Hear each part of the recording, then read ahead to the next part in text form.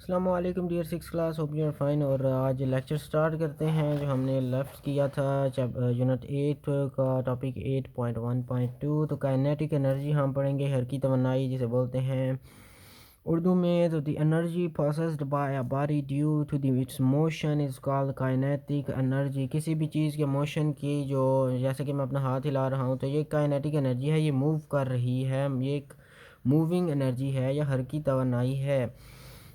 तो एक moving car, जैसा कि एक चलती हुई गाड़ी है, रोलिंग व्हील एक रोलिंग व्हील है, and running water has kinetic energy, it is abbreviated as K E. तो चलनी गाड़ी जो चल रही होती है या रोलिंग व्हील जो होता है या पानी का बहना, ये काइनेटिक एनर्जी ही है। जब भी आपने देखना है कि पानी चल रहा है, तो ये पानी क्यों चल रहा है? ये पानी काइनेटिक एनर्जी की वजह से चल रहा है। अब जैसा कि डैम से पानी निकलता है, तो उसको पानी जो निकल रहा होता है उसके उसके अंदर जो है वो काइनेटिक एनर्जी होती है। और काइनेटिक एनर्जी को अब्रिवेट किया जाता है या मुख्तसरन या सादा अल्फाज में के डॉट ई भी लिखा जाता है। Kinetic energy of a body depends upon its mass and speed. तो किसी भी चीज़ की या किसी भी जिस्म की जो हरकी तवन्नाई है, वो इसका उस बात का इन्हिसार उसके मास पर होता है, और उसकी जो स्पीड है, रफ्तार पर होता है। A car and motorcycle moving with some velocity have different kinetic energies.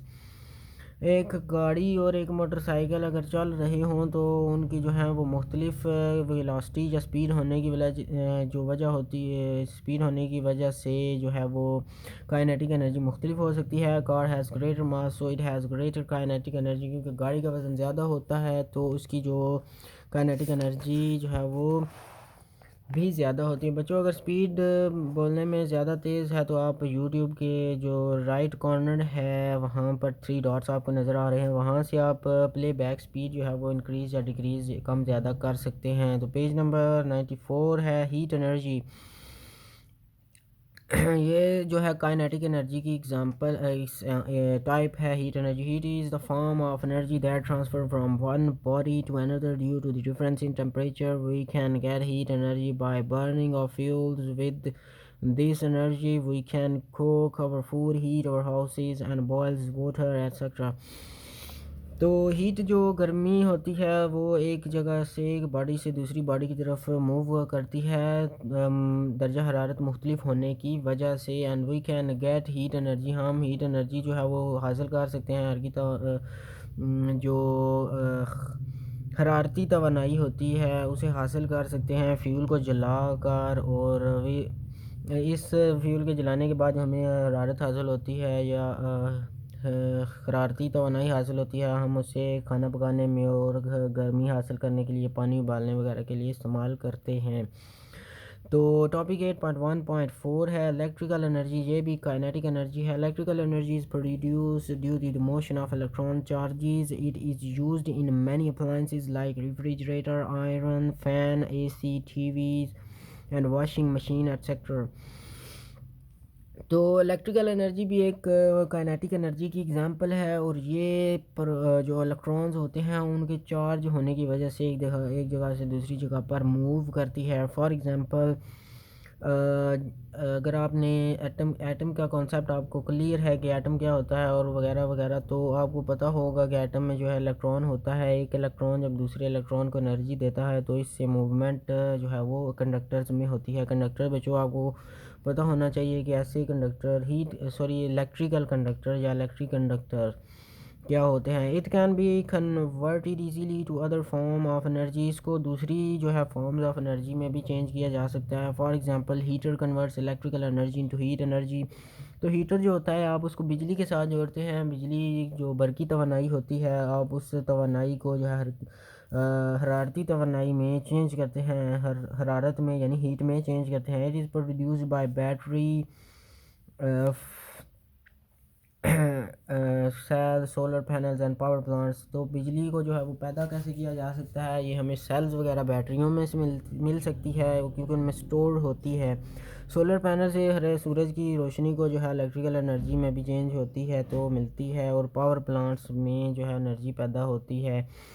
इसके अलावा light energy is kinetic energy. Light is a form of energy. Light भी एनर्जी की किस्म है। It helps in seeing the objects, और ये जो है हमें चीज़ों को देखने में मदद करती है। Heating and producing the electric energy, और सोलर सेल की मदद से हम इलेक्ट्रिकल एनर्जी भी प्रोड्यूस करते हैं जो कि रोशनी में ही चलता है। Plants produce their food in the presence of sunlight. जो पौधे होते हैं वो भी अपनी खुराक जो है वो सनलाइट में बनाते हैं, सूरज की रोशनी की मदद से। It is the only thing responsible of life on earth, और यही चीज़ है जिसकी वजह से ज़िंदगी ज़मीन पर कायम है। Some sources of light are sun, burning of fuel, electric bulb.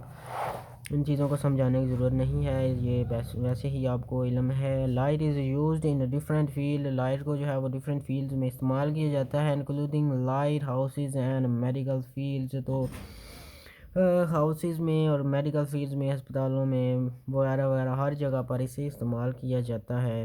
Think and explore, can you identify sources of light from daily life. तो रोज़मर्रा की ज़िंदगी में जो ज़राए हैं रोशनी के वो कौन कौन से हैं बच्चों, ये सवाल है। कमेंट में आपने इसका आंसर ज़रूर देना है। मैंने पहले भी जो है वो काफ़ी दफ़ा सवाल पूछा है लेकिन कोई बच्चा कमेंट नहीं करता सिवाय इब्तिसाम के, और आई थिंक क्या नाम है, मरियम के, या। तो टॉपिक 8.1.6 है साउंड एनर्जी का। Sound is produce from vibrating bodies. Sound जो है वो वाइब्रेटिंग बॉडीज़ की मदद से हासिल होता है या प्रोड्यूस होता है, पैदा होता है। वाइब्रेटिंग कैसे, किसी भी चीज़ को आप मारें, फॉर एग्जांपल एक ग्लास है तो उसको चम्मच से ज़ोर से मारें तो उसके पार्टिकल वाइब्रेट करेंगे और वो आपको साउंड प्रोड्यूस होगा। If we hit the school bell, तो जब हम स्कूल की बेल की एग्जांपल ले लेते हैं, इट विल प्रोड्यूस साउंड का। हम जब भी कोई बेल को कोई हथौड़ा या कोई भी चीज़ मारते हैं तो वो जो है वो साउंड प्रोड्यूस करती है, तो वो बच्चों उसके पार्टिकल्स की मूवमेंट की मदद से होता है। If we touch it we can feel vibration. आप में से जो बच्चे बेल बजाते हैं तो उन्हें इस बात का तजर्बा या एक्सपीरियंस होगा कि जब बेल को बजाते हैं वो बेल जो है वाइब्रेट करती है और हाथों में हमें एक थोड़ी देर के लिए पेन सा या एक अजीब सी फीलिंग जो है वो प्रोड्यूस जो होती है वो वाइब्रेशन होती है बच्चों। तो ये साउंड एनर्जी है। Similarly the electric energy is the loud speaker is use to vibrate its diaphragm. और आपने स्पीकर्स देखे होंगे, स्पीकर में एक गत्ता सा होता है ब्लैक कलर का, तो वो इलेक्ट्रिकल एनर्जी की मदद से वाइब्रेट करता है।